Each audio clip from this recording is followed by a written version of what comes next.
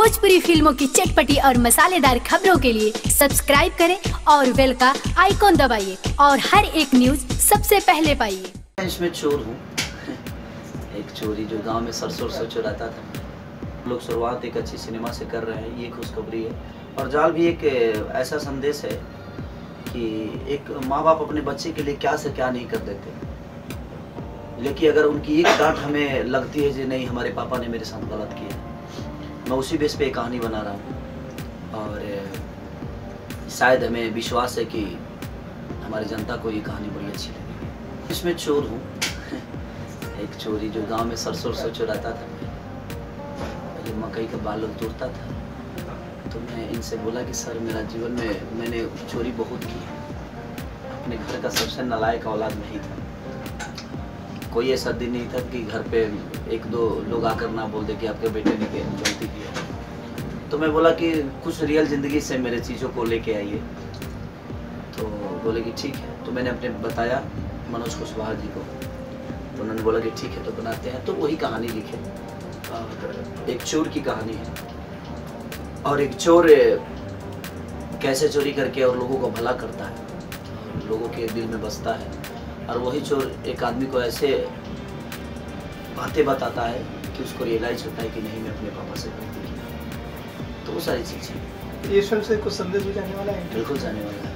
ये मैं वही पहले ही बताया कि हमारे माँ बाप हमारे लिए एक छीनी हथौड़ी की तरह होते हैं, जो एक छीनी हथौड़ी पत्थर को भगवान का स्वरूप दे देता है। उसी तरह हमारे माँ बाप के डांट जो होते हैं वो छीनी हथौड़ी के काम करते हैं। ये हमें तब समझ में आता है जब हमारे अपने बच्चे होते हैं, तब हमें रियलाइज़ होता है कि नहीं हमारे माँ बाप गलत नहीं। तब तक देर हो चुकी होती है, तब तक हम परिवार से दूर हो चुके होते हैं। तो इसीलिए मैंने सिनेमा का आगाज़ किया कि नहीं, अगर हम ये चीज़ पहले लोगों को बता देंगे। ऐसे नहीं कि हमारी पब्लिक और जनता समझदार नहीं है, हर आदमी अपने माँ बाप का कदर करता है, लेकिन जो कुछ लोग जो नहीं करते हैं, जिनकी वजह से आज अनाथ आश्रम बढ़ रहा है, लोग अब अनाथ आश्रम में रह रहे हैं।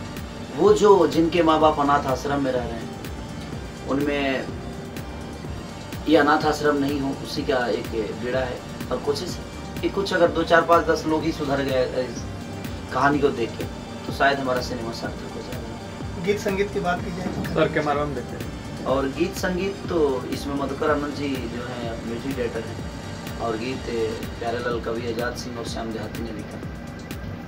तो अब इसलिए ये सब लोग एक साथ रहते हैं तो अच्छा काम होता है। और हम खुद ही बैठते हैं अपने संगीत पे, एक एक गाने पे एक एक लाइन पे हम खुद ही वर्क करते हैं। तो जब तक वो उस काबिल नहीं होता है तब तक मैं हाँ नहीं बोलता। वो एक ऑडियो का गाना था और एक आम भाषा की वो बातें हैं कि हम कुछ भी बोलते हैं तो हाँ ठीक है ठीक है। और मेरे विचारों में आया, और ये इसका श्रेणी मुझे नहीं जाता है। मैं हर चीज़ का जो चीज़ें मैं अपने से, ऐसा नहीं कि मैंने पैदा किया है, ठीक है, ये हर आदमी के दिल में है, हर आदमी के जुबान पे है, ठीक है।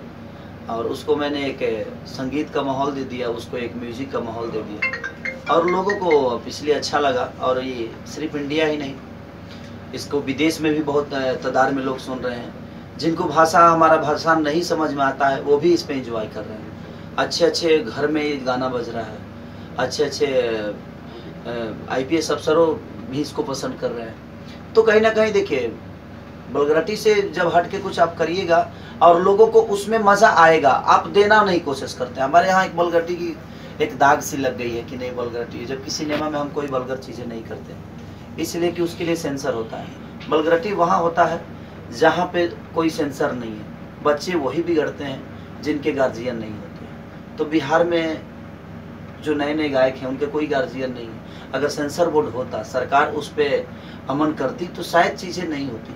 और सबसे बड़ी गलत ये है कि अगर हर आदमी गंदा गाना ही सुनना छोड़ दे तो लोग गाना छोड़ देंगे। और आज उसका उदाहरण है, ठीक है, जब जब कहबू तब हुई लव कल सब हुई। इसका ज़रूरी नहीं कि अगर हम आपकी बार हम हर आपकी बातें मानेंगे, लेकिन जब आपसे मेरी मोहब्बत होगी तो ही मानेंगे। हम आप पे विश्वास कैसे कर सकते हैं? उस गाने का एक थ्योरी है कि जब जब कहबू तब हुई लव कल सब हुई, बहुत बड़ा हिट गाना मेरा है। और ठीक है, ये 2 गाने मैंने समझिए कि औसम हिट है, इस साल के सबसे बड़े हिट दोनों गाने साबित हुए। तो इसमें है कि आप जब तक किसी से प्यार नहीं करोगे, आपका बात को कैसे मान सकता है? कल चल के अगर आप मुझसे मोहब्बत करते हो, मैं आपसे मोहब्बत करता हूँ, तो आप पे एक विश्वास हो जाती है और आप जो भी मदद मांगोगे मैं दे सकता हूँ। लेकिन जब तक मैं आपको जानूंगा नहीं, मैं पहचानूंगा नहीं, आपसे मेरी कोई परिचय नहीं है, तो मैं आपको कुछ नहीं दे सकता। हाँ, एक छोटी सी मदद कर सकता हूँ जो मेरे नेचर में, बाकी कोई नहीं। आजकल सोशल मीडिया पे काफी आप यहाँ बैठ जाओ, प्रोफाइल। भोजपुरी की चटपटी और मसालेदार खबरों के लिए सब्सक्राइब करें भोजपुरी गॉसिप्स।